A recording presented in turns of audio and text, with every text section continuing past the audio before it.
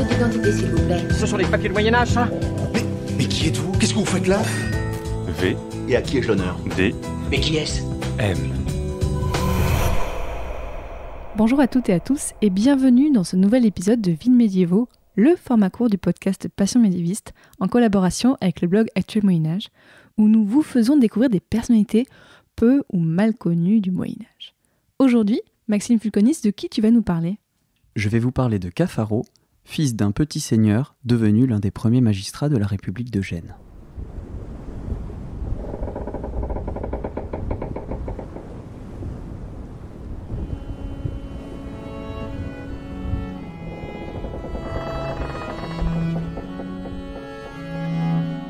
Cafaro, fils de Rustico da Cacifellone, est un personnage aux multiples facettes qui vécut une transition fondamentale entre la première moitié et la seconde moitié du Moyen-Âge.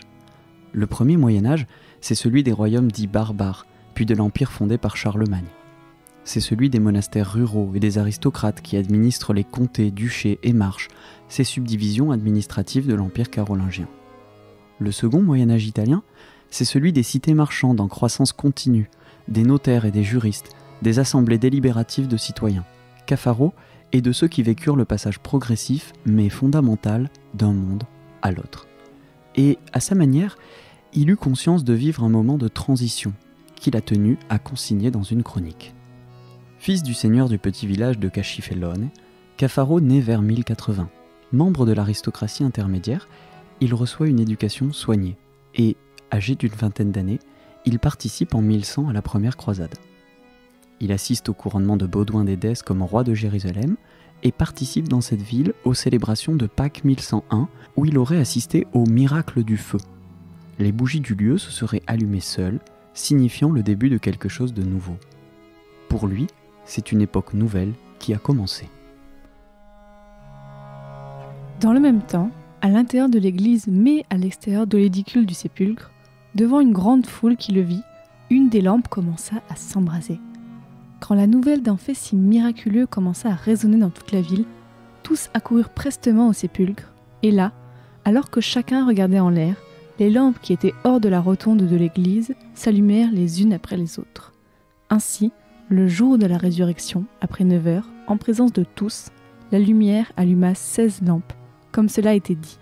Cafaro, qui fait écrire ces choses, était présent, le vit et en porte par conséquent le témoignage et sans douter affirme qu'il s'agit d'une chose vraie.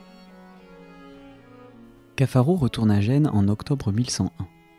Les élites marchandes de la ville s'enrichissent rapidement, car la Méditerranée, qui était un siècle plus tôt une mer aux mains des califes, est devenue un lac latin. Gênes, Pise et Venise font partie des ports qui captent ces flux marchands. La ville ne connaît pas qu'un changement économique, mais une véritable mutation politique. Comme au temps de Charlemagne, le comté de Gênes était alors encore dirigé par le marquis de la Ligurie orientale, qui portait aussi le titre de comte de Gênes. Mais l'influence des marquis sur la ville s'estompe rapidement. Elle est repoussée par l'hostilité des citoyens avides d'indépendance, tandis que ces aristocrates font le choix de dédier leurs efforts à construire de solides seigneuries rurales. Les habitants de Gênes commencent à pouvoir s'autogouverner. Nous savons qu'un consul est en place en 1098, mais certains ont peut-être été nommés avant cette date. Révolution politique donc, car aux principautés féodales sont en train de se substituer de petites républiques urbaines, dirigées par un collège de magistrats élus par les citoyens à intervalles réguliers. Il y a donc une corrélation chronologique entre un changement économique et culturel d'une part et un changement politique d'autre part. Mais Cafaro tente de tordre quelque peu la chronologie des événements, en voulant faire correspondre le début de la commune de Gênes avec la date précise de la première croisade, c'est-à-dire 1099-1100, comme si les lampes du Saint-Sépulcre avaient aussi allumé le feu nouveau de la République génoise. Approchant la quarantaine, Cafaro réalise entre 1121 et 1123 plusieurs ambassades auprès du pape, alors que Gênes et Pise sont en guerre. Cafaro est également élu 7 fois parmi les consuls de Gênes entre 1122 et 1149. Il commande une expédition navale contre les Pisans et, en 1127, est envoyé comme ambassadeur auprès du comte de Barcelone. Après avoir mené une dernière expédition contre les musulmans des Baléares, il se met en retrait de la politique active et commence à rédiger sa chronique. En 1152, il lit son œuvre au conseil de la ville.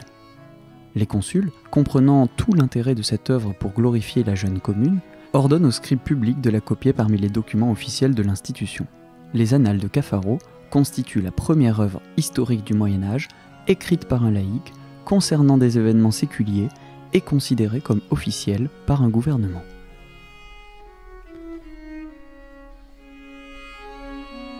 Et parce qu'il est fertile et de grande utilité de connaître les choses du passé, de comprendre celles du présent et de prévoir le futur, Cafaro décida de consigner la vérité, comme il en a connaissance, pour les hommes d'aujourd'hui et de demain à propos des choses bénéfiques et négatives qui se déroulèrent de fait durant ce consulat.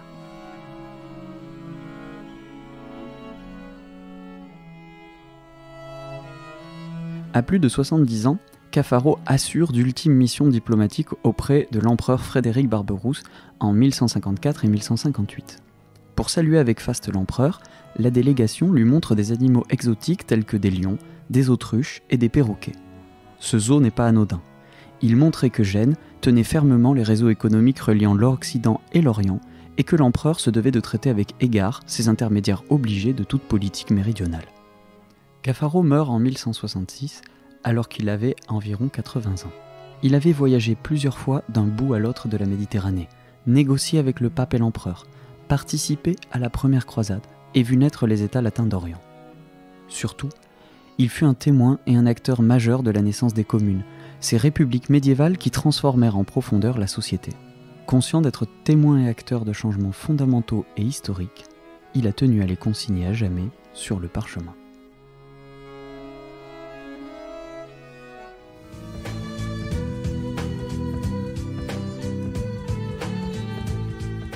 Vous pouvez retrouver cette chronique sur le site passionmédiéviste.fr ainsi que tous les autres épisodes du format Vies médiévaux.